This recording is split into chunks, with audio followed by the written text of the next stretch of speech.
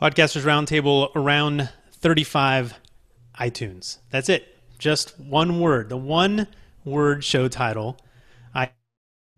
This is an idea I had, and not to worry, there will be a round called Beyond iTunes, right? So we're going to cover everything, right? And today we're literally going to throw out like 2-3 word, maybe 1 word topic, and we're going to see where that takes us, right? So top of one of my list that I literally just spit out at the top of my head, puked out into a text edit page, it says artwork. So, maybe I say artwork, and as long as it's related to podcasting and iTunes, we want to talk about it as it relates to that piece of software. And then, of course, like I said, we will go well beyond iTunes. But today, it's our special focus. And let's meet the round. But before we do, I should say, go to podcastersroundtable.com, sign up to the mailing list so I know you're out there, submit your ideas for a roundtable, and we can get you onto a round, right? Of course, the goal is always to get definitely everybody who watches this show, and more people who don't, because we discover people by meeting them on the roundtable,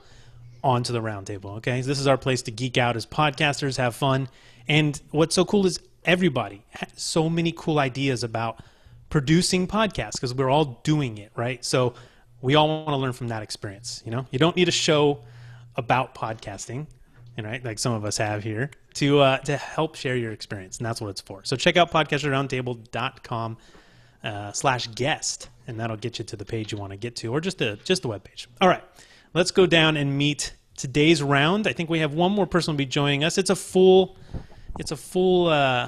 round here, almost. I guess we could be doing one more person. And the sun has gone down in California all of a sudden, but I will bring us back up. And starting on the far end from me is co-host Daniel J. Lewis. Welcome back. Thank you very much. I'm excited to talk about iTunes, especially with all of the recent news that's come out, and well, not all of it, but the great controversy that Dave Jackson raised and the iTunes changing specs. And I'm involved with it with my podcastreviews.com. Awesome. Dave Jackson, welcome back, buddy. Glad to be here. Yeah, Dave Jackson from the School of Podcasting and part-time pot stirrer, apparently.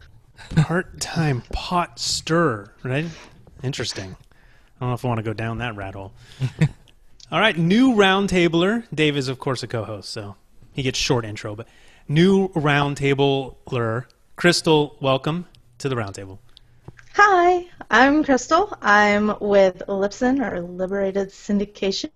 I'm one of the support peeps over there. Awesome. Again, a much better face to stare at than Rob, right? Because we bring Rob on.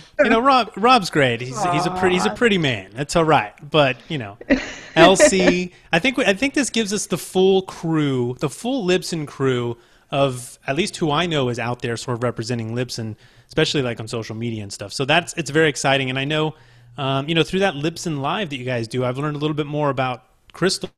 You have a ton of the stuff that we want, that tech knowledge, right? The geeky stuff. So she's down in the weeds doing tech stuff for Libsyn. So lots of fun. And next to Krystal, another brand new roundtabler, but longtime podcaster, the infamous Lou. Lou, welcome to the roundtable. Thanks very much for having me. Thrilled to be here. Awesome. And Lou, what's your podcast? So I am the host of WDW Radio. It's a podcast all about Walt Disney World. Fantastic. Yeah. Probably the most successful Walt Disney World podcast. Would that be true? It's one of many. Awesome. I'll say it for him. Awesome. We'll consider it a feather in our cap. We only get the big guys here. No, we want little, small, big, and it's all relative. It depends on how I have one of these. Oh. Lou could dance multiples of his literally around mine. There you go. There you go. They're back there. They're probably on that shelf somewhere. All right, another new roundtabler. Rich, welcome to the roundtable. Thank you very much, guys. Pleasure to be here with you. I started BaseballTalkRadio.com a couple years ago, a longtime podcaster, probably around the last 8 years. Mid-2006 is when I started, and pleasure to be with you guys tonight. Cool. So Rich has plenty of experience with iTunes to share with us, and he has very specific experience that I'm looking forward to adding into this conversation as it relates to his show and and iTunes. And Rich is a great example. Put yourself on the list, get on the show. Now, I should explain that the order that you're on the list, and I'm saying over there at Podcasters Roundtable, it doesn't go in order. It's literally picked by topic. So I just go over to the great repository of names and topic suggestions I have, and it also usually you can submit what you think is your special interest or special knowledge, but even more important than that is your experience, right? And then I pick from there, and that makes it really easy. And Rich was on there, and I'm glad I finally was able to get Rich on. So thanks, Rich. My pleasure. Thank you. And then, of course, the infamous Steve Stewart. We have a lot of infamy on this table today. But Steve Stewart, welcome back. Not a new roundtabler. And I'm impressed with everyone's got their nice microphones today. But I don't know, Steve, where the heck are you, buddy? I'm actually in a hotel room with my ATR, and hopefully the bandwidth holds out. Yeah, the ATR is a workhorse, so I love bringing it out on the road with me. I can throw it in a backpack, I throw it in a bag, and it just works anywhere I go. Yeah, you're doing video from a hotel, so that is that's amazing that we're even seeing you. We're not doing audio only. Yeah, it is. So I introduce myself? Please. Yes, okay, because everybody needs to know the podcast is Money Plan SOS. And now I can say the award-winning MoneyPlanSOS.com. There you go. So you guys getting awards up here. I needed to get one of my own. So can we do a high five? Is that possible? It's not possible. Virtual high fives. Don't everyone put their hands up in the air. They'll all think we're signing off. That's how we get out of here. If that's an inside joke, if you watch the roundtable, especially if you're the really dedicated and you listen and you watch to the end, and literally you have to watch. I guess you would get it from the audio only, but anyways, Corey says that I guess Dave is a pot stirrer. You're a pot stirrer, Dave. Corey agrees. Looking at the chat, I want to say awesome. Thank you so much, seriously, to the chat room. What do we got? There's like 50-something, at least 50-something people here to chat, and that is actually, in sports they say, I think the Seahawks have like the 12th man. There's always like this, right? So our chat room is our +1 on our roundtable every time. So I just want to say thanks to everyone because people are excited, and hopefully we give them a lot to consume and take back to their shows today. So let's start off. It is iTunes. I did mention, hey, let's just throw out a topic and kind of see what happens. And I think the first one that I mentioned on my list, artwork, album artwork, is a great way to start. I'm literally just going to say album artwork, and anyone can jump in and give me what comes to mind first. And this, I think Daniel hinted at this, right? So fight amongst yourselves. Don't put a microphone on your artwork. Oh, that's a pet peeve. That sounds like a pet peeve. RSS. Yeah. Yeah, So- that was just the first thing that came to my mind. Yes, exactly. There are new specs. Let's go. Krystal, what do you know about the new specs that iTunes has come out for artwork? They're basically just accepting a new higher resolution image in conjunction with the other resolution that they were using. So it used to be the image needed to be 1400 by 1400 pixels in size. Now it can also be, instead of 2048 by 2048 pixels in size. We suspect that's because of the newer iPad Airs, the Retina displays getting higher and higher resolution. The images just look a little bit better on those higher resolution tablets. Actually, they always recommended at least 1400. Well, I mean, not always, but since they added the 1400 standard, they did recommend at least, and now they're saying a maximum of 2048. So it was always good to have big cover art, but now they're saying don't make it any bigger than this. Yeah, I think that's the important aspect here is I think a lot of people are hearing they have to, and then everyone are getting, I'm seeing it pop up on Twitter all over the place like, oh, here we go again. Got to switch it all out, right? Which is not true. It's still 1400 by 1400 recommended minimum, right? But they're accepting. The key word I think Krystal used there was accepting up to 2048 by 2048. Right. If you have an image that doesn't meet their requirements, they either won't accept it or they may reject it, or at the very least you can't be featured, you can't be new and noteworthy, all of that fun stuff. So if you stick within 1400 by 1400 and 2048 as well as their other spec requirements, you're good to go. Is that true? Right. Let's attack the idea of what really is true when it comes to being featured and not having artwork that looks good, right? We've seen bad artwork get featured, right, Daniel? But Dave.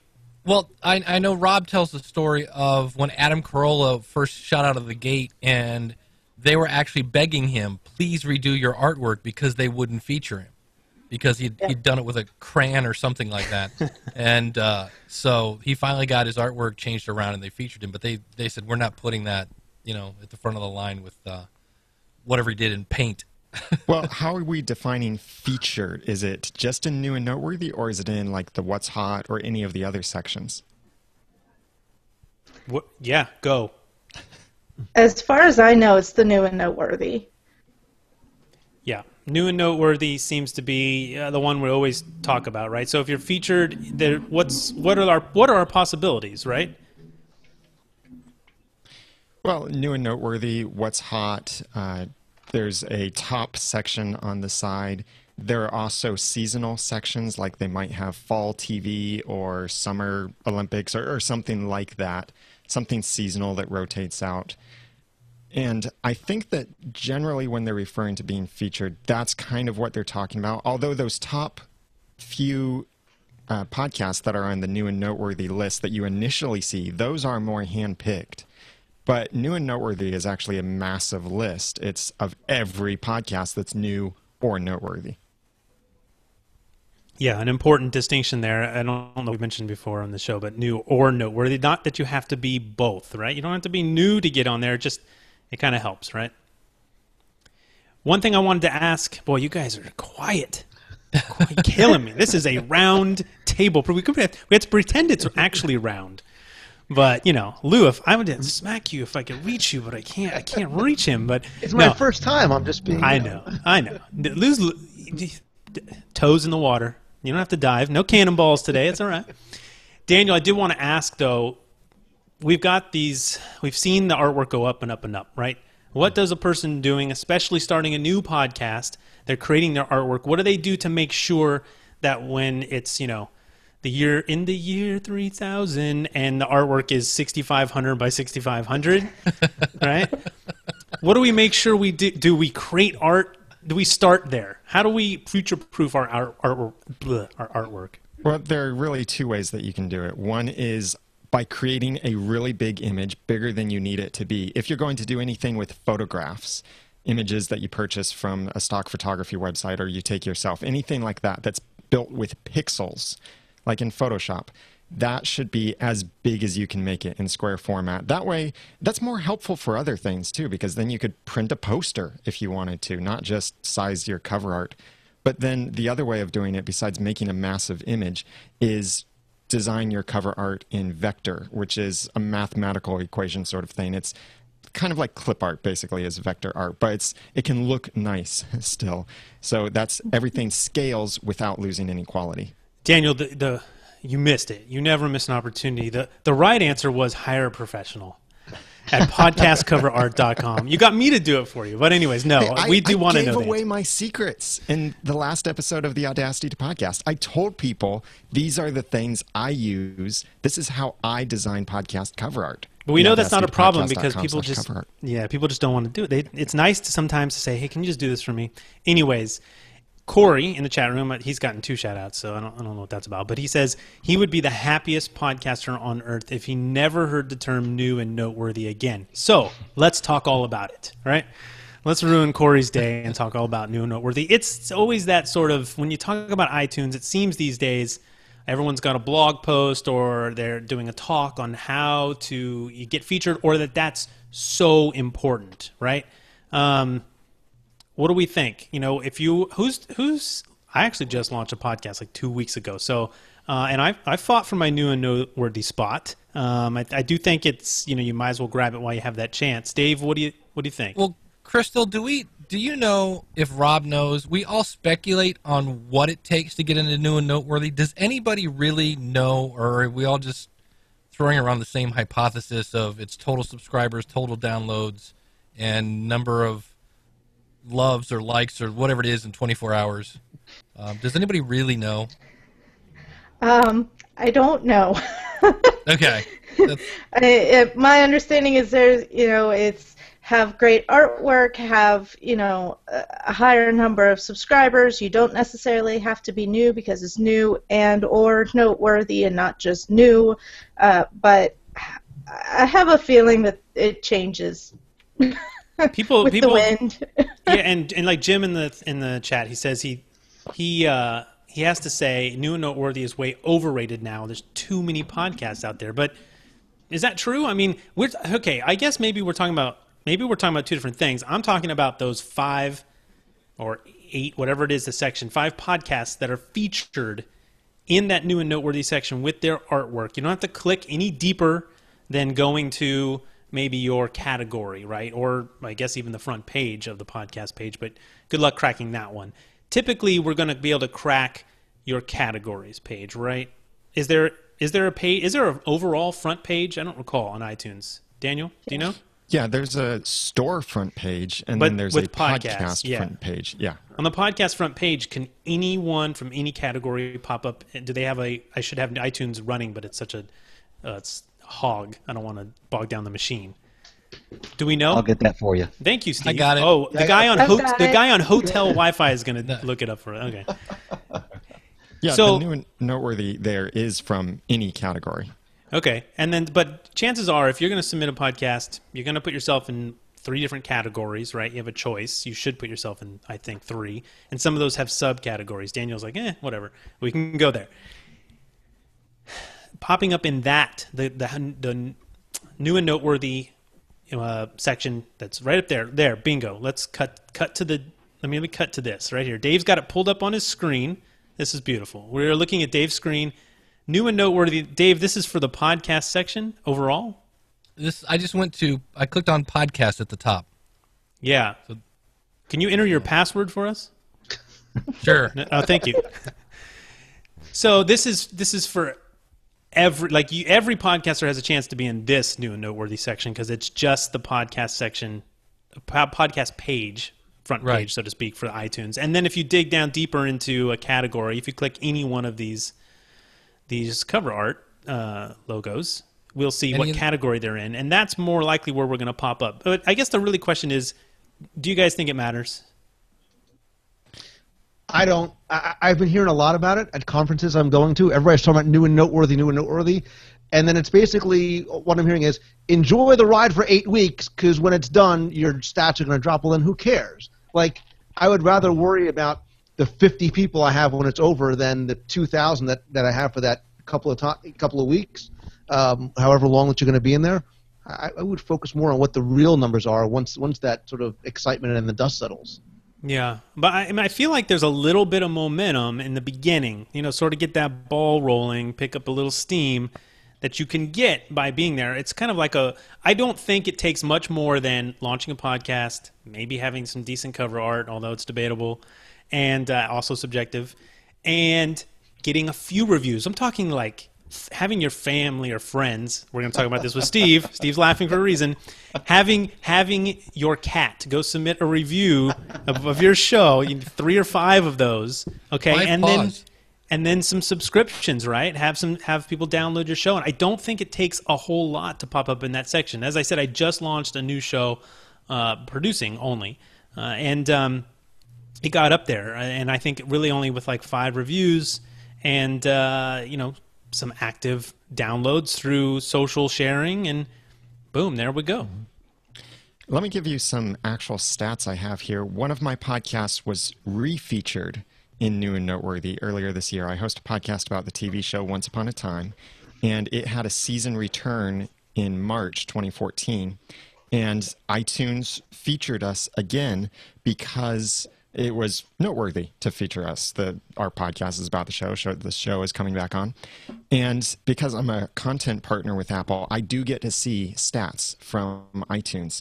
And in March, when the season returned and the podcast was going, 4,900 people browsed to our iTunes listing and 484 people subscribed. We were in New and Noteworthy for maybe 3 weeks, 2 or 3 weeks, I think. In April, 3,200 people subscribed, 3,200 people browsed, 256 people subscribed, and in May, 2,900 people browsed to our listing and 289 people subscribed. So, yes, the number of subscriptions did increase when we were in New and Noteworthy, but that was very timely. We were a Once Upon a Time podcast featured in New and Noteworthy while Once Upon a Time was back on the air, and we only picked up basically 200 additional subscribers than normal that way. Right. So it's up to you, right? If you want to focus your energy there, you probably be better off focusing on your content, as everyone always says, right? Focus on your content. It's true, but I've seen it boost downloads hundreds. I've seen it boost, almost 1,000 downloads per episode. yeah, But I I'm think just a lot of hoping. that I'm thinking I might get that one or two people who are going to stick with me to the end, right? And who may not have found me before. But anyways, we have to move on because time is cooking. We've got so many topics. Email any of us if you want to talk more about this, or put it in the chat. We're seeing in the chat room Max Flight, Remy, a couple other people. It's popping up as in relation to this conversation. Podcast review swaps equals unethical behavior, in my humble opinion, says Max Flight. And Steve, I know you have sort of a question or a thought about this, right? Well, I can argue both sides of that, because I was wondering myself, is it unethical if someone asks you to review their show and you give them a review with or without a promise that they're going to review your show? Do you think that's unethical? Because I honestly think I can review somebody's show, give them some feedback, just like if they were to ask me, hey, what do you think about my artwork over here? So I feel I can give somebody a review, even though it might be on quilting, but I never will quilt in my entire life. So I would actually say that, review swapping, maybe, if you're not actually listening and giving true feedback, that doesn't seem right to me. But I'll gladly give somebody's show 2 or 3 listens and then, tell them what I think from that. Yeah, I don't have a problem if they're actually listening to it, right? But this whole trading reviews, you follow me on Twitter, I'll follow you without knowing who you are. You review my show, I'll review yours just for the sake of having a review. I'm not really into that. That feels a little spammy, right? What do you guys think? Rich, what do you think? Well, I don't see anything wrong with exchanging reviews as long as it's an honest review. We're listeners of podcasts. That's probably how most of us became podcasters. You first start as a listener with most people, and then you want to move into the hobby or business, as some people have made it. But I see nothing wrong with that at all. My contention with iTunes is I'm not a partner with iTunes, so I don't see any numbers on my podcast, and I kind of wish that would be available for your average podcaster. Give them a little information about how many downloads they're getting, things like that. And it seems like a stone wall for a lot of us that don't have that content partner creation type of deal with them. Right, so let's introduce another roundtabler. Angelo is new from, also associated with Blueberry. So we have two of the biggest, the only two respectable hosts. I think there may be more. Dave knows all about that. But Blueberry and Lipson together, loving, right on the same roundtable. It's awesome. I promise I did not pitch you against each other. This is a topic-neutral subject, right? It's a neutral subject. So anyways, Angelo, welcome to the roundtable. I see you're muted. So you just have to unmute yourself, I think. Or maybe I can unmute you. We can pretend what Angelo would say. That is, fill thank in. you very much. I did an amazing job on PowerPress. PowerPress 6.0 is going to be amazing. You'll want to download it. Thank you for using my plugin that I've made. See, that's exactly what he'd There he is. There he is. Nope. No audio. Go to your settings in your Hangout, the little gear icon, and see if your microphone is plugged in. I do say that jokingly because he wouldn't say that, but yes, right. Angelo is the man We appreciate behind it. PowerPress. Yes, that's so right. you Very use that cool. plugin, you have him to thank for it. Most people watching this probably do. A lot of people do, so that's very cool. A lot of hard work gone into that one. Are you there? Go ahead, Dave. Well, I was all worried that if we just blatantly, like, here's 5 podcasts, go give me 5 stars, nobody listened to them, and they just inflated it. And I had somebody ask me a really good question. They said, Dave, when was the last time you went to New and Noteworthy to find a new podcast? And I went, ooh, that's a really good point. I'm all worried about New and Noteworthy losing its integrity. And I'm like, I don't think I've ever found a podcast. And I always do a search for the topic. if I'm looking for one. And I think I've browsed New and Noteworthy a couple times just to see if I could find one without album art to say if you could or couldn't get featured in there. I feel like it's more for the newer person who comes into iTunes. Although these days we have apps, right? I think apps have changed that. So a lot of people not in that software, although a lot of people still are.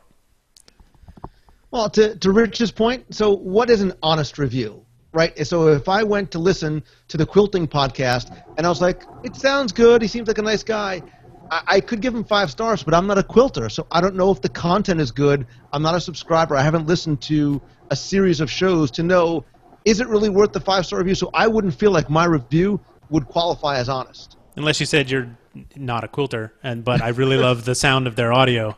I'm not a quilter, but I love his music. That's right. Well, that's exactly what I'm saying, though. You could actually give a review based on the audio quality, the conversation. Was it good? You know, did the interview ask good questions? Things like that. I wouldn't recommend you leave a review on artwork or anything like that. But the actual content, the audio, you could essentially leave a review for that, not necessarily saying, I like quilting and I like this show. Test, test, test. There he is. Hear me? Hey! Finally. Got it. Sorry about that, everybody. Welcome, Angelo. Hey, everybody. Hello.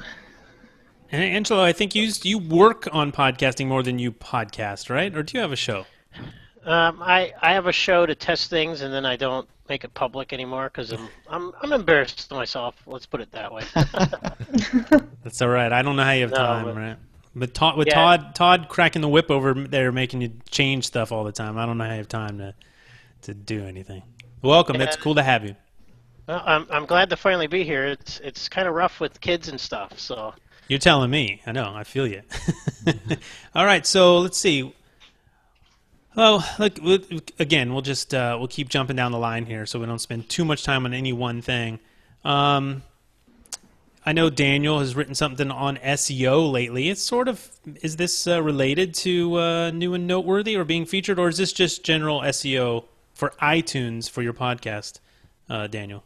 Well, I'm doing this focus on SEO recently because I have to say this. Why I'm doing it is because I'm about to launch a product for iTunes SEO, like teaching people how to optimize their podcast and their website, specifically for the field of podcasting for iTunes and stuff. But yeah, in the process, I don't think being in New and Noteworthy so much has to do with your SEO, but I would believe that Apple would probably be looking for your title to actually be accurate and not just full of keywords and spammed with SEO stuff in it. But they're looking for a quality title that fits your podcast.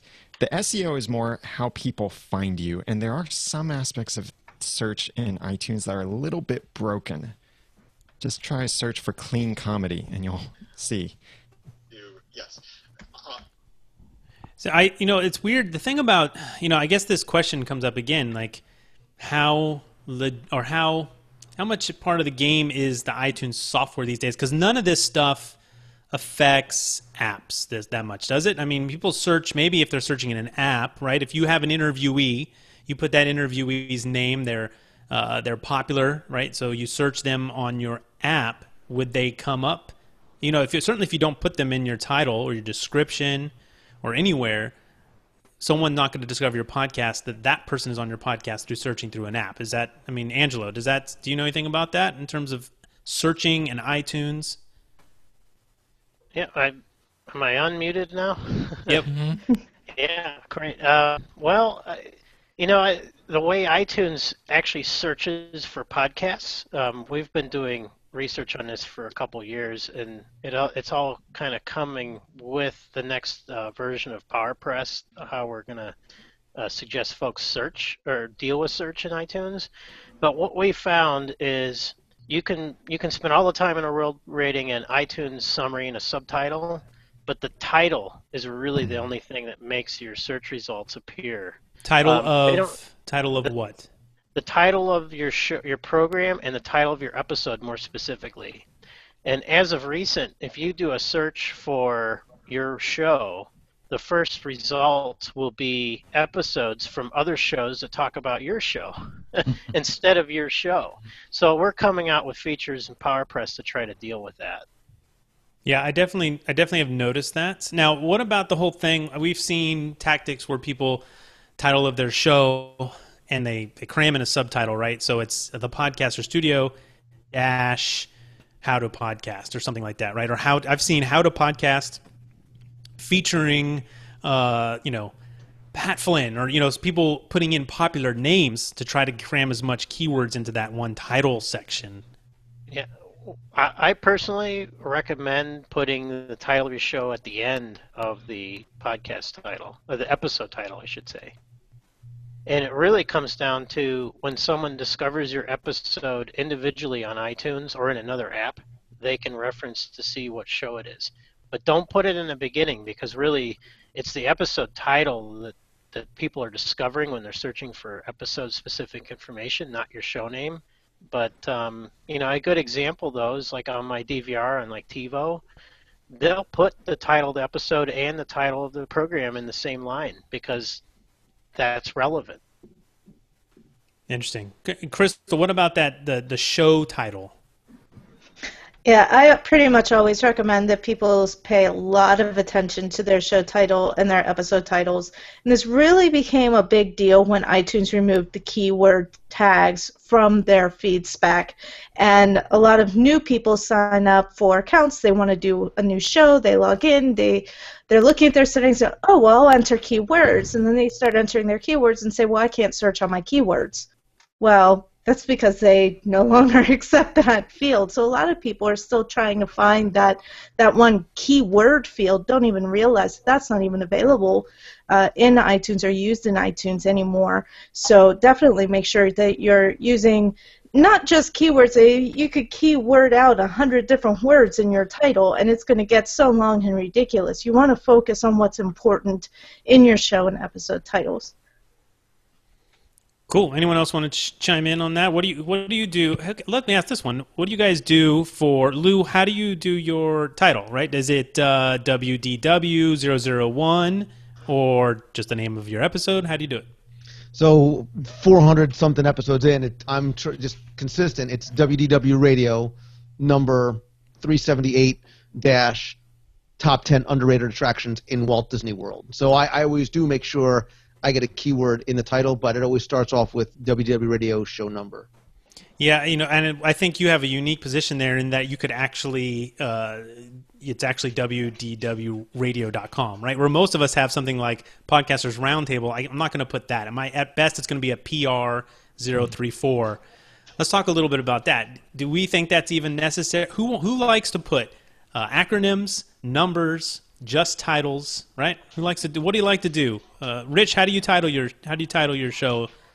Well, over the years, I've used just about every combination of what you just said. I started with show numbers at first back in 2006, 2007. Then I went to titles because I think it more accurately describes your specific show rather than a show number.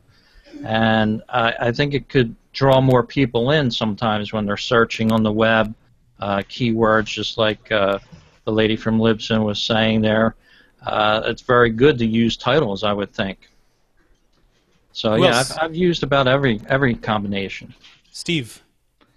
Yeah, I want to jump in there because I'm actually I used to do something very similar. It used to be MPSOS and then the episode number, and then dash the title. But now I've decided to put that at the very end.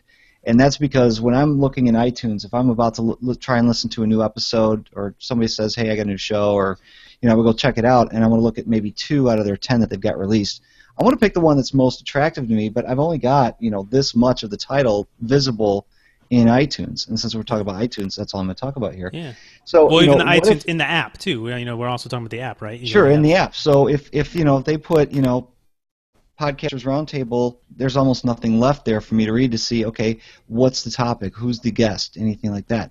So I vote for putting it towards the end, or at making the abbreviation at the end with the episode number, if the episode number is even relevant. Yeah. Let me. Ms. Good, Dave. Well, I'm going to share my screen just to, and I'm not picking on you, Lou. You're just you have a great example of this. Lou's like, oh great, I'm never coming on the roundtable again. I just did a search. My mom's calling me. I gotta go. We only needed Lou's name, so one appearance is fine. That's it. He's searchable on the site. I just did a search for WDW Radio on Google, and there was a link to iTunes. And when I pull it up, see how it just says, WDW Radio 378, 376, which is cool, but I'm not seeing any keywords. That's why I always put my title, and then if I'm going to put a WDW at the end. Now, when I go into iTunes, it rocks and rolls. I mean, I can do a search here, go in and look at your stuff. It's awesome. Where'd you go? I just had you. Here we go. But you can see the full listing in iTunes. The web-based version, not so much. Yeah, I do still kind of like numbers. Also, if you see an example, iTunes lists it in reverse chronological order. So your episode number, your 10 could be your episode, or episode 1 can be 10. Like, if I'm telling people go look at episode 5, it's nice to be able to just look at the freaking big tall list and be like, "There's episode 5. That was nice. Found that easy. Now I can start my podcast." But anyways, we could go on and on about each of these topics. Ms. Eileen, or I call her Ms. Eileen. That's how I know her. See, she's branded herself well enough that I say Ms. Eileen, even though it's Eileen Smith in the chat room. She says, what's the importance of categories if there is no category for your show topic? And I know categories can be somewhat tough in iTunes because they don't cover everything, right? So let's hit a little bit about the importance of categories, where you put yourself.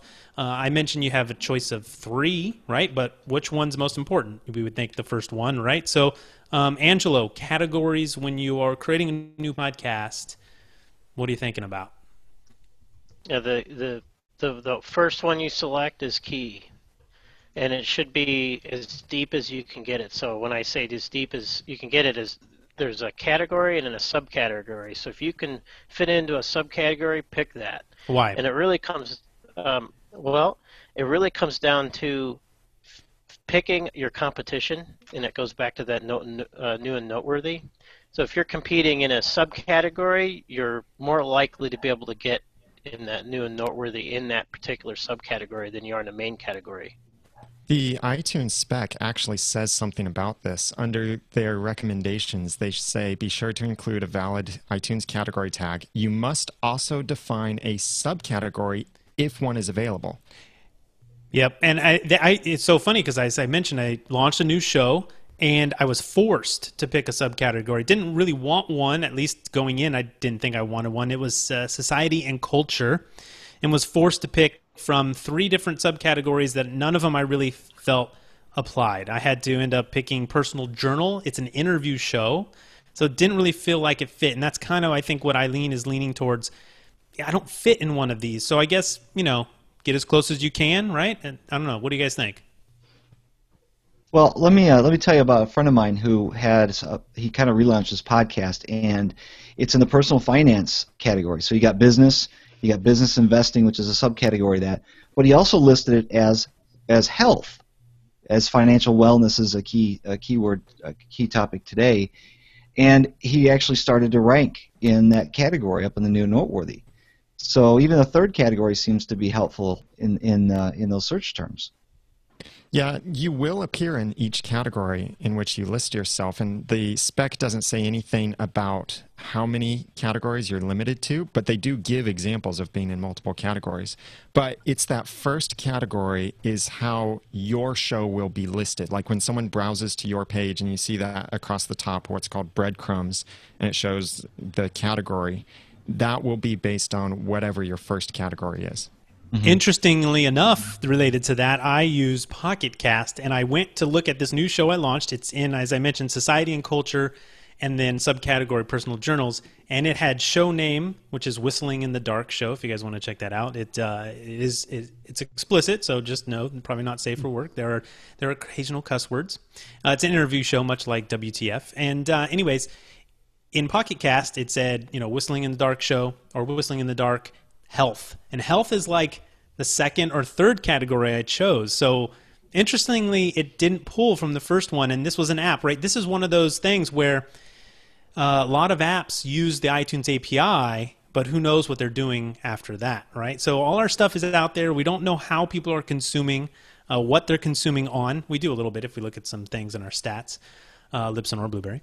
And so it's just interesting how we can try our best. And, do we custom our best for iTunes, right? So when we are doing specs, we used to do FeedBurner back in the day because it put in those iTunes category tags that we needed, which we don't need iTunes for. I don't need FeedBurner for that anymore. And so when we are creating our feed, our RSS feed, and the information that goes in there, what are we targeting, right? Is iTunes still the number one place to find a podcast, I would say, for the majority, right? Mm-hmm. I could soapbox on this for an entire hour, to be completely honest with you. But it depends on your audience. If your audience, if you're Rob Walsh and you're TII, the majority of your audience is probably going to come from an iDevice, is probably going to come from iTunes or an app that pulls from iTunes. So you probably want to optimize to iTunes. And of course, a lot of these different apps still follow iTunes spec, even though they aren't iTunes. So that's important to remember as well. But more and more, podcasts are getting into cars, and they're being listened to on Android phones, and now with Bing and Windows. So if your audience is spread across these multiple different device types and these multiple different locations, maybe you have a large audience who likes to listen to you in the car using your whatever car stereo through TuneIn. Well, then you probably want to see if there's something TuneIn likes a little more than iTunes. I just feel like more and more there's such a push from new podcasts to look at iTunes, and it's really not just iTunes anymore. And isn't there's an important factor? Isn't iTunes more forgiving when it comes to the technical parts of our RSS feed? Angelo, isn't it known that iTunes can basically handle more mistakes made in RSS feed than maybe some other systems? I know Zune was more sensitive to the formatting of your RSS feed. Well, hold on, I got kids in the background here. It's all right.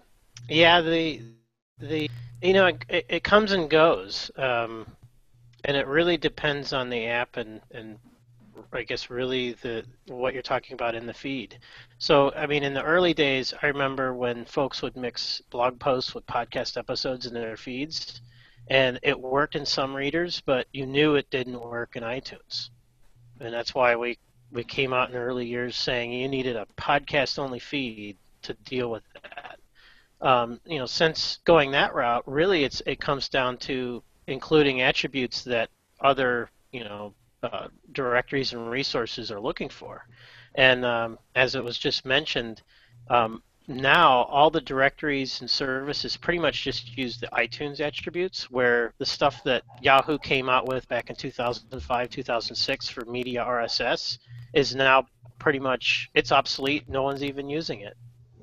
So really, feeds are pretty universal with the podcast spec, and you really don't have that kind of problem that you're kind of wondering about.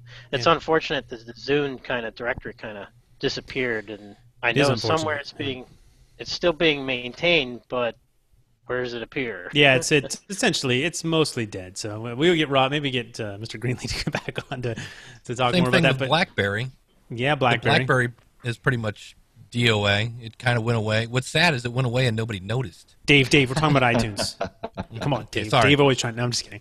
Let's shift a little bit and let's talk about something Rich has some experience with. And recently, you might have seen the lower third. Rich does Major League Baseball shows, has a network there, and there was a bit of a brand cleansing on iTunes, right? If you had a show called well, of course you do the San Francisco Giants show. It's the best show as it gets. No bias. I'm showing there, am I? Where's my hat? Anyways, Rich, tell us a little bit about what happened real quick, okay, and what happened and how you solved it on iTunes. Okay. Back in early May, the first week of May, around May 7th, some of the shows were getting emails from Apple in reference to their shows being taken out of iTunes podcast lineups, just completely removed. most of the podcast owners that are on baseballtalkradio.com did not get a message from iTunes. They were just saw their shows disappear in a matter of minutes. It was there one day, and the next day it wasn't. But that's basically what happened to a lot of the shows, including my own. What was the issue that you were using, that these shows were using the team's name or logo or something that was associated, copyrighted, essentially? Well, there was evidently an email sent from Major League Baseball to iTunes in reference to enforcing their trademarks, not allowing people to infringe upon them, which is fine. It's perfectly fine. You don't want to masquerade yourself as something official when you're not. But certain podcasts did not fall into that category at all, with just talking baseball in general, about the games, things like that. Fantasy shows were affected. Corey Finneran's podcast, he's in the chat room tonight. He does an excellent Chicago Cubs podcast, and you can find that right at baseballtalkradio.com. I believe his show was not affected by this ban, if I'm correct, and his show is actually not called Cubs Podcast. It's called Ivy Envy. So I would say about 70 to 80% of the shows that are on my network here that I've crafted together were affected, just specifically because of an email from Major League Baseball and iTunes. Somebody at Apple decided, okay, we're going to throw all of these shows out without probably thinking twice about it. And of course, it garnered a lot of media attention. How did you get back in? How did you get back in? Well, one specific show. Most of the shows, it took about a week. I emailed Change the name iTunes. or okay. No, we didn't have to change anything. Most of the shows are still as they are. I emailed iTunes myself and just inquired about why the show was pulled. A couple days later, I got a response that they were working on it. They never really told me why it was pulled, but most of the shows were just put back within a week's time, with really no explanation other than what we could assume was just a heavy-handed move by iTunes in somebody there taking all these shows out without approval, probably. Right. That's the only thing I could think of. Well, probably, I imagine Krystal and Angelo, maybe either one or both of you dealt with this, I imagine. Krystal, probably a lot of people beating down the doors. Of course, you guys are both more on the tech side, maybe, right? But Elsie probably had a rash of, hey, help. But do you guys have any insight into what happened, why, and what the fix was? We got hammered with a lot of people whose shows were removed from iTunes, and they were shows, usually fan shows or shows that were the unofficial podcasts. The problem in the cases that I dealt with, and a lot of the cases that I know Rob saw, is the podcast might be named, say, and I'm just throwing this out there, the Pittsburgh Pirates Podcast, instead of saying the Pittsburgh Pirates Unofficial Podcast. And in order to maintain the trademark, of course, they have to defend, the MLB has to defend their trademarks. And so they contacted Apple with a takedown notice and said, hey, anybody who's violating these trademarks, if they're using our logo, if they don't specify that that they are unofficial, then they need to be taken down. In those cases, when we communicated with Apple, largely on case-by-case basis, is the user had to, or the producer would have to change their artwork if the artwork was the problem, or update the show title to specify that it was actually unofficial before they would actually accept the show back in. The ones I personally dealt with, every one of them had to update. I didn't see any that were erroneous, but I have heard Corey talked about it during one of our little hangouts that we did. I have heard others say that they were kind of lumped into the group and were erroneously taken down. Yeah. All right. So what's the lesson here? Maybe Lou, who's built on top of one of the biggest brands in the U.S., can speak a little bit to building your podcast on top of someone else's brand, right? I think it's always a scary thing because I think whenever you by the way, Lou, also former lawyer. Recovering attorney. Help us out, Lou. So anything I say cannot be construed. Let me take off my glasses for effect. This is not legal advice. But yeah, I think whenever you are sort of building your brand that is relying on another brand, there always is that thought that, you know what, I could get shut down at any time. You get a cease and desist, look, Disney or MLB or the NBA or Apple has a lot more money probably than all of us combined. And if they want to shut you down, they can do it. So you do need to sort of tread very lightly and understand where the limitations are or are not. Yeah, cool. Daniel, I don't know. I don't want to go too far down this road anymore, but anything to say as related to, you have a TV show fan podcast. So people starting new podcasts, of course, we're talking about iTunes. So you're putting that on iTunes, and any thoughts you can have. And I know specifically with iTunes, don't use you joked about using a microphone on your cover art, but certainly don't use an Apple logo, right? Or any Apple products on your logo. Well, that's to be featured. They actually don't say anymore you can't use it, but they do say to be featured, you must not use any Apple logo or Apple trademark products. Best advice for a new podcast building on a brand. Yeah. And try, when you're doing something to try and build on a brand, kind of similar to what Lou was talking about, it's okay to look similar, but don't look identical or affiliated. Like I have this Once Upon a Time podcast, and a very iconic picture to that is silver text, a big word that says once, and a blue dark forest in the background. And I worked very hard to make my logo almost exactly match the ABC logo for the TV show. And that was a big mistake because Disney contacted me and said, hey, we need you to change this. And so I added unofficial. I changed the font, but they were still okay with other things. It's still silver text. It still says the word once, and it still has that dark blue forest background, but they're okay with it because it's different enough that it no longer looks like it's officially affiliated with the show. So if you're going to do something for a show or for fan content for something else, make it look connected, yes, but not affiliated and identical. Awesome. All right, Lou, you hinted at the fact that you are plus 300 episodes. I know Dave is as well. Let's talk about listings in iTunes past that 300 mark. 300 is the number for your iTunes listing, different than if you subscribe to a podcast, right? So, Lou, how do you deal with that? Or do you deal with it at all? Yeah, I mean, there's, how much really can you deal with it? I get people emailing me all the time. They say, I just found a show, and for some odd reason, they decide to go back and they want to listen to every one of them. And they're like, hey, how come I can only go back to show number 225 in iTunes? And I laugh because that's a lot of Lou to consume. It is tough sometimes. They're like, well, you need to go to my thing and try. So, I don't know how really to deal with it. I mean, we're sort of, unfortunately, with something like this where people are looking right to iTunes, we are, we're a slave to the master. We're playing in their sandbox, and there was no way, I guess, to sort of get it to show more than that. Lou, not Lou, we just talked to Lou. I've pondered numerous times zipping them up. Like, here's the first 50, here's, or the first 100, and then just letting them download and unzip it.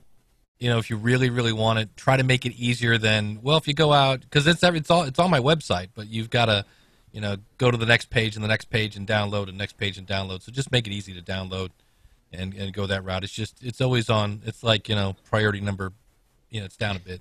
Angelo, what do you know? I should do it. Is that right? The 300, explain where the 300 limit exists and where it does not inside iTunes. It's for the directory. So when they pull the feed, they parse it. They see the first 300 items. That's what they pull in. If you put 301 in there, the last one at the very bottom is ignored. So it's pretty much they had to set a limit. And we knew in the past that with their past algorithms that when the file size got large, they wouldn't pull the feed as often. So if you keep it within this range, your feed will get pulled every 4 hours. But if you make a 2 or 3 meg file for your feed, your directory or your listing on iTunes sometimes doesn't get updated for 2 or 3 days after you release an episode. So, that's a good topic because we saw recently, right, that there was a problem with podcasts updating in iTunes, right? That's still a problem. Okay, what's going on there, Krystal? We've talked a lot with iTunes over the last couple of months. Basically, their engine is just plain having trouble updating shows in the iTunes store. This is true for both Libsyn and non-Libsyn feeds. There doesn't really seem to be too much rhyme or reason.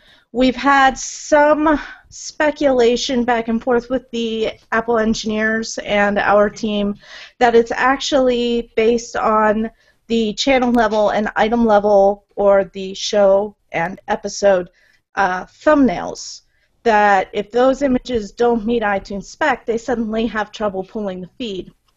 We haven't gotten confirmation on that yet. We're still working on trying to determine if that's actually the case. But basically, you could publish an episode and it'll sit there for an entire month, and the iTunes directory will just simply never show it. If you contact iTunes and say, hey, my feed is stuck, I need it reindexed, next thing you know, boom, it's reindexed and everything's in there. It's created probably twice the amount of support work for our team, I can tell you that. That's one of the more interesting developments over the years, is that we now have an actual email that they respond to most of the time, right? Podcasts@apple.com. That's nice. Well, maybe they'll respond. They don't always. It's more than we had before. Yeah. Yeah. Well, Angelo. I was going to add that when we see the problem with iTunes updating. We haven't seen it over the past 2 months, but we always see it that first week of when WordPress comes out, and it really comes down to services that use caching, and they're caching, say, the XML file, the feed, and then for whatever reason, when there's a major update to WordPress, the head requests aren't handled correctly until people either reset their cache in their server, or if they're using the super cache plugin, they reset the cache there. But usually it's just like 1 week, and we have a barrage of people, and we tell them you have to reset things. One more question related to that. If someone clicks subscribe to your podcast, they can get your entire catalog, whether you're 1,000 episodes, 4,000 episodes. Is that right? This only affects the iTunes directory, so if your feed is stuck, it may not show the newest episodes in the directory, but any subscriber will always get your content immediately on I'm sorry, I bounced backwards to the 300 listing limitation, but it's not a limitation to your subscribers, right? Right, that's just to the directory. The subscribers are going to see whatever's in your feed. Yep. Oh, let's talk about that really quick, and Dave has a question for Angelo, which, Dave, don't forget, you jump in there and ask that question. What happens? And obviously, I know the answers to most of these questions, but it's great for people, not everyone does, and we got new podcasters here. What happens when someone goes to iTunes, whether it's on an app or the app, podcast app, or iTunes, click subscribe?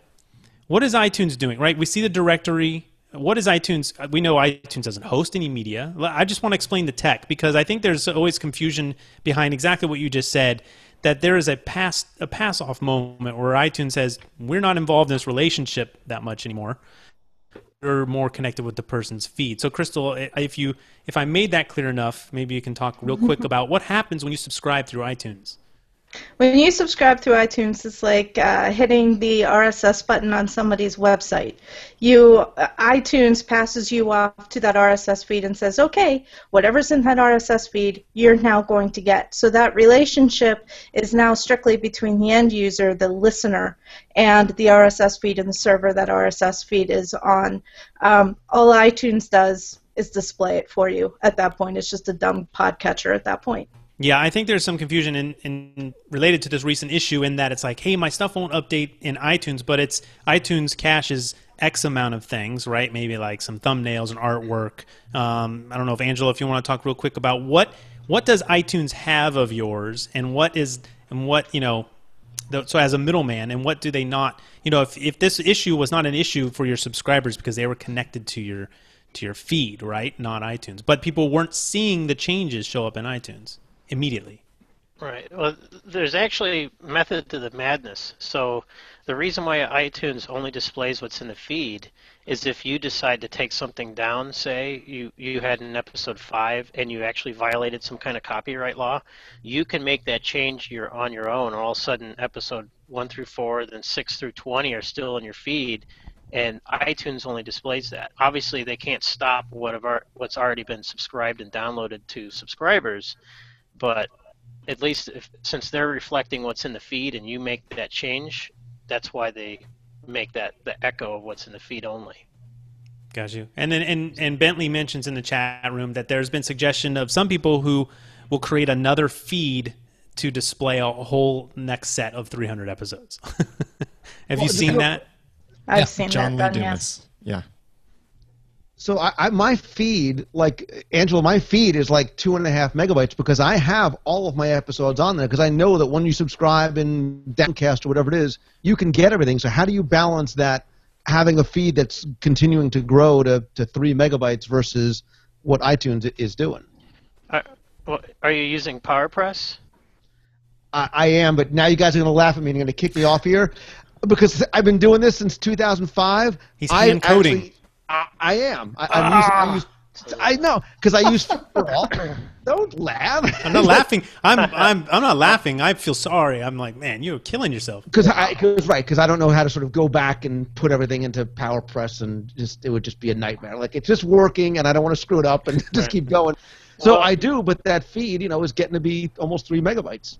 Well, I can tell you what we did in PowerPress. So we have a feature called the Feed Maximizer option, and basically episodes that are 11 or older. So if you have say you had 1,000 episodes in your feed, then 990 old episodes would only have the bare minimum for syndicating.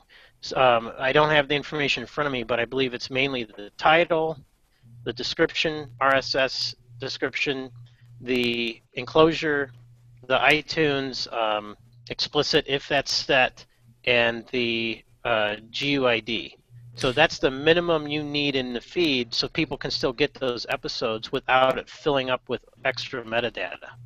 It also includes the description. I don't know if you said that, but the short, like the excerpt or the short description of your episode. Right. Yeah, I think that's what I meant. Yeah. Awesome. Dave, did you have one more question? I did. For either Krystal or Angelo, everybody's asked me this question. I always go, I have no idea. I'm looking at PowerPress right here. The iTunes program subtitle, where the heck does that show up? Because I put one here. It's never been. Anybody know where that goes? What abyss does that go into? It's part of the iTunes spec, and we've offered that field in Libsyn as well. And to be honest, I've never seen it appear in iTunes. Okay. So I kind of always hope nobody asks me that question. Here's Me too. Daniel has an answer. Where it appears. It does not appear in the iTunes store, at least not yet. I think someday they should make it appear in the store, but it's not there yet. Where it appears is if you have subscribed to a podcast and you're using iTunes, then when you look at your list of subscriptions, you will see the subtitle next to the name of your podcast if you're looking at it in a list display, kind of the way that iTunes 9 and older versions displayed it. That's where the subtitle shows up. That's where I've seen it too. Okay. That's where I've seen it too, and that's when it also you can choose what shows up in that sort of list display, which I don't know if it's on by default subtitle, but you will see it there. Yeah. And it doesn't help with search. Right. It only displays. Think of it like this: it only displays to your current subscribers. No potential subscriber will see it. At least right now with iTunes 11. Author tag go. Right? I see people cramming keywords in the author tag. Yep. Guilty. I think the author tag is a good place to put some keywords. Like, I could say in mine, Daniel J. Lewis, podcasting expert. That, I think, is fine. That's like part of me, part of my title. But to say Daniel J. Lewis, who talks about podcasting and is better than Dave Jackson, Ray Ortega, Michael Hyatt, that's spamming. What do you guys think? Anyone else, or do we have expert? Krystal, what do you think about putting the author tag? I think I do actually. Probably have. It probably says Ray Ortega, professional podcast producer or something. I think it's something like that. But it's a descriptive about who I am. Ruler of the free world. Yeah. If he could only podcast every week, maybe he'd have a shot. It's amazing how many people actually forget that the author tag actually exists, and then they write in and they say, "Why does it say unknown in my show in iTunes?" Well, it's because you never entered an author. That's probably the biggest one that we get. Otherwise, I'm going to defer to Daniel. I think he's absolutely on the money there. Caught him mid-drink, but sorry. I don't have anything to add. he has nothing to add. Angelo, as far as author tag, any recommendations? Would you just put name? Is it okay to put something? You said it doesn't apply. Does that apply to search at all? That's the good question. We didn't test that in 2 years, but It does. years ago, It does, because what if I search for Ray Ortega in iTunes? Where is that coming from? That is coming from your artist tag. And in fact, it says this in the iTunes spec now. It says, pay close attention to the title, author, and description tags at the channel and item level, that is the show and episode level, of your podcast feed. The iTunes store uses these fields for search. Yeah, someone's got trash picked up outside or something. But yes, it'll use for search. I mean, I think that's a pretty big deal because there was, I don't know, maybe it was in this year where there was a thing where all of a sudden if you searched your name you weren't showing up, and that had to do with the podcast app, I believe, right? So people were putting their name, their title slash or dash their name so that they made sure that their name was searchable, right? Angelo, you shook your head like you remember that. So yeah, and back in the time, it seemed like only 2 years ago, but when we were testing this, the author wasn't doing anything. And keywords weren't doing anything for years either, and I think that's why they finally just yanked out keywords. Keywords were also easily spammed. Google no longer pays attention to the meta keywords of pages either. Yep. Someone's got a lot going on in the background, so I'm just gonna, if you mute yourself, it's This Lou. is It's always what- Lou. This is what we're talking about. This is, you can see, we're here in iTunes. I have my author says Dave Jackson, podcast consultant and coach. We're used to just say Dave Jackson. So I need to change that to ruler of the free world And better than Daniel J. Lewis. and better than Daniel J. Lewis, right? Exactly. And So Michael Hyatt, if we don't use the author tag, our name will not be searchable. Is that true? Unless we put our own name in an episode title. Right. That's true? Yeah, unless your name is in the description or the title. Gotcha. Get your name in there. So- That's my point. Yeah, So I'm doing the towel for just podcasting coach, and I should see Dave when I do the search here. I'm going to cry live if he doesn't. You guys know that, right? It's going to be like a bad episode of Barbara Walters. All right. While Angelo's looking that up, Yeah. Anybody? Let's see. What else we got listed here? Anyone else have some topics related to podcasting in iTunes that they want to bring up? I've got a few more here, but shout it out. What about premium podcasts and iTunes? Do those? Anyone tried that? Anyone want to do it? Private podcast for corporate, whatever. You can go through places like CD Baby and TuneCore, which are primarily made to sell music, but you can sell a music single, and so you can actually sell it in the store, like you could sell an episode. It's not really made to sell multiple episodes, but I believe that's how, I don't know, Krystal, do you know how Mark Maron's doing that? He had a couple episodes with Tom, some guy named Tom. He was selling episodes in iTunes, but... You can manually subscribe to a password protected feed in iTunes, but iTunes in the podcasting store itself does not allow for premium or otherwise locked episodes. You would have to do that if your music, say, through the music store, for example. They do not allow that in their podcast store.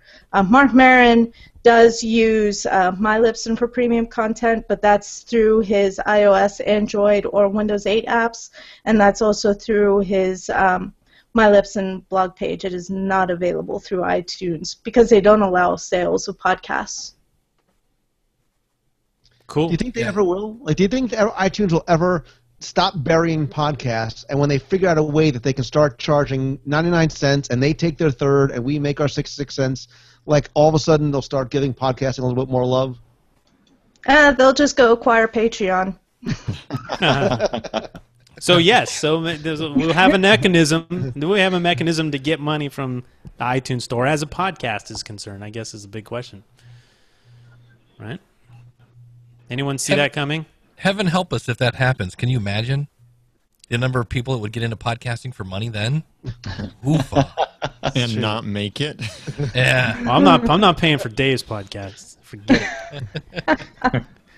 You know, that's a tough one, right? You'd have a bunch of podcasters would run out to sort of lock down their podcast, and something you've been getting free for a long time is now pay is probably not going to be a good model. So. Well, I don't foresee that happening at all, because if you see iTunes doing that, but you've got this free app over here called Stitcher or Pocket Cast, why wouldn't people just immediately go there and get your show? Boom, solved.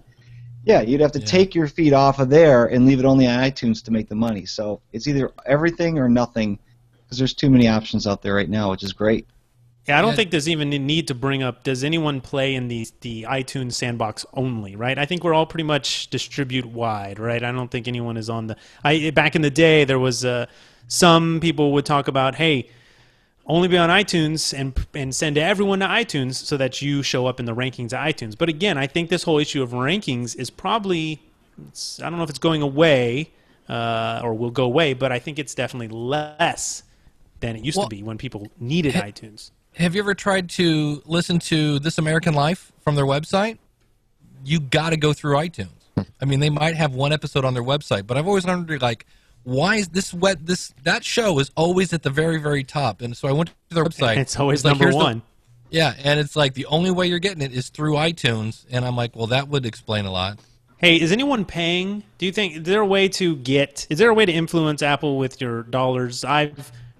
I've heard hint at some people always in the top aren't necessarily there just because their show is good, or because they have lots of numbers. I don't know. Now, I feel like there's a different iTunes for people than other people, right? So just alone, we have, Daniel, you may have this. You may have the network banner, that massive banner at the top, right? So iTunes is a little different for Daniel than it is for for most other podcasters. What does it take to get that? It really takes success and having a lot of momentum behind you. That's the only way I was able to build this relationship with Apple, is by showing these are our popular podcasts. Look at all of these number of podcasts that we have. And then they did invite me into this program that is for the larger networks to be able to manage their content on iTunes and get some kind of stats from that. But it's not a pay sort of thing. There's nothing that they're asking for payment from it. It's just kind of like being a partner with them, because it means I'm bringing more people to their platform. Right. So, yeah. Have you brought up the affiliate iTunes affiliate program already tonight? No, I do have it on the list. You can be an affiliate. Is that what you're referring to, Angelo? Right. So I technically do this, but they changed over affiliates a couple of times, and I didn't bother to follow too much. I also don't see a lot of return on it, but it is something you should do if you do affiliate accounts. Dave's laughing.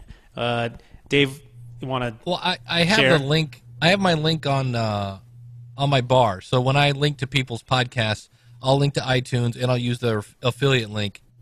I may have made a dime, Dave's rich. literally a dime, in 9 years doing that. So it's always like, it doesn't hurt to make, if I'm going to make a link, why not make it an affiliate link? But it's so far, not a lot of gas money being bought with Apple iTunes affiliate stuff. But then again, I'm not linking to their computers and everything else that would actually make money. This is linking to the iTunes store. So right. So just to know, if you don't know, there is an affiliate program with iTunes, which you can sign up for and then create links to your show. And then obviously, if just like other programs, if people go in there and they buy music or something else, you can get a cut of that. I'm not seeing a lot of money from that myself. Daniel, you're usually the king of a month. How much?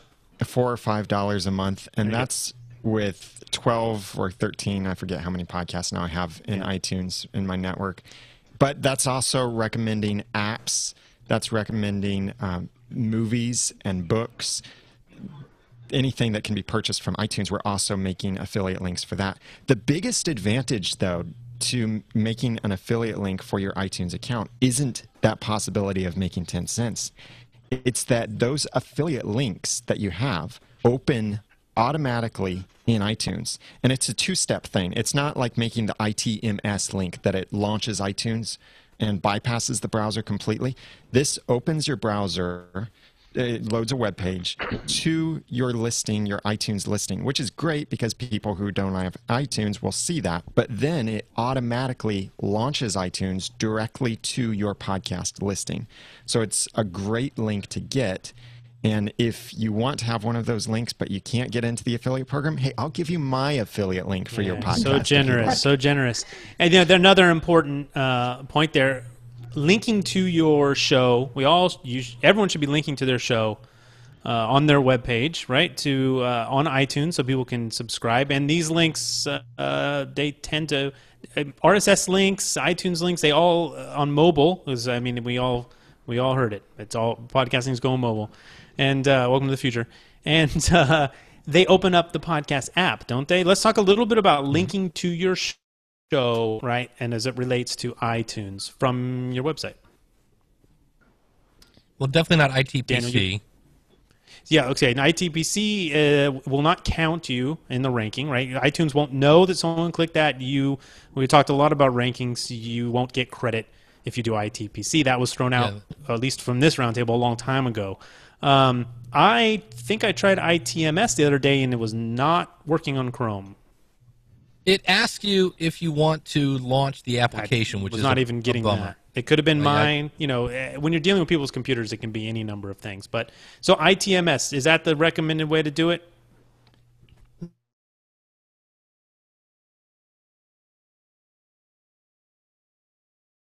No, one other thing. Like breakup. What do we got? I'll just keep talking. Yep. Pocket Casts also pulls not from the iTunes API, but if you have an iTunes URL and you use Pocket Casts, which is an Android app as well as an iOS app, the Android app will read that iTunes URL and subscribe someone in Pocket Casts. Cool. All right, you guys hear me?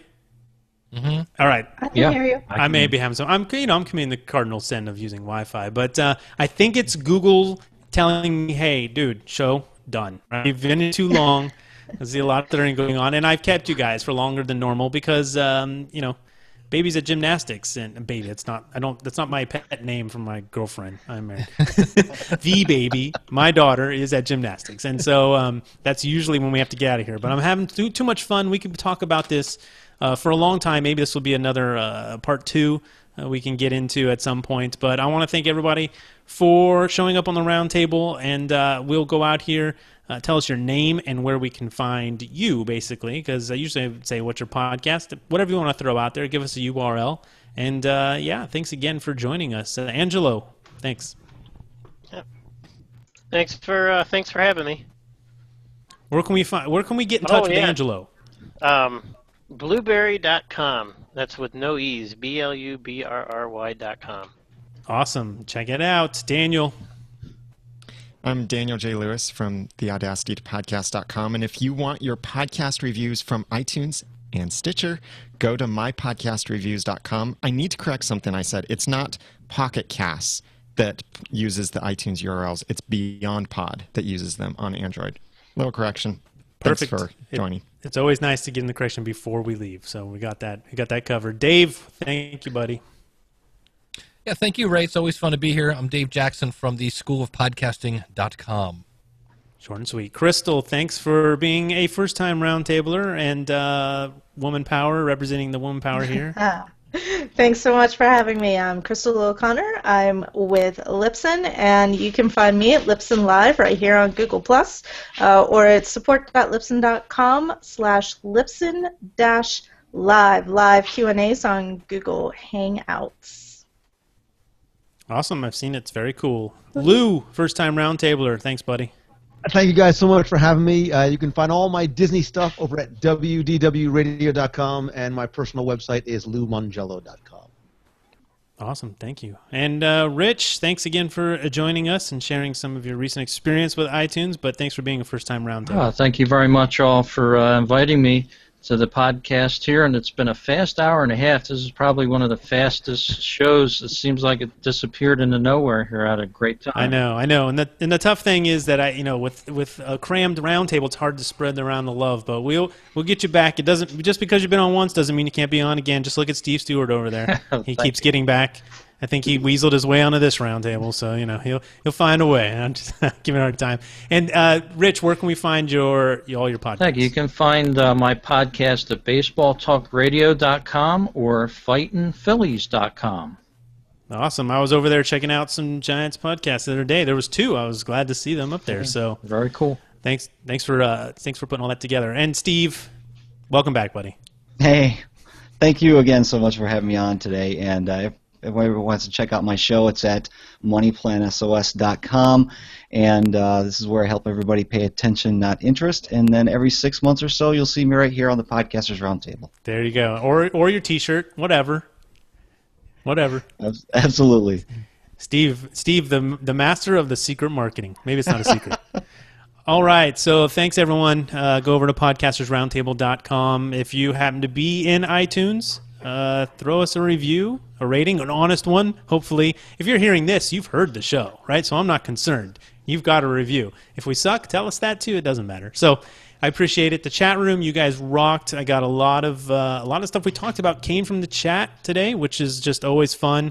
And man, go over to Google Plus, circle me there, check out the event page for these things because people share so many tips, links, ideas, comments. It's all there in like a massive. I have like 200 emails at the end of these things, which is awesome. And then go through there and see the whole conversation. So that can be a really good resource that augments the live roundtable. All right, podcastersroundtable.com. We will see you for round 36 in a couple weeks, and that's it. Wave, everybody. We're out of here. Yay, iTunes! Beyond iTunes, coming to a roundtable near you.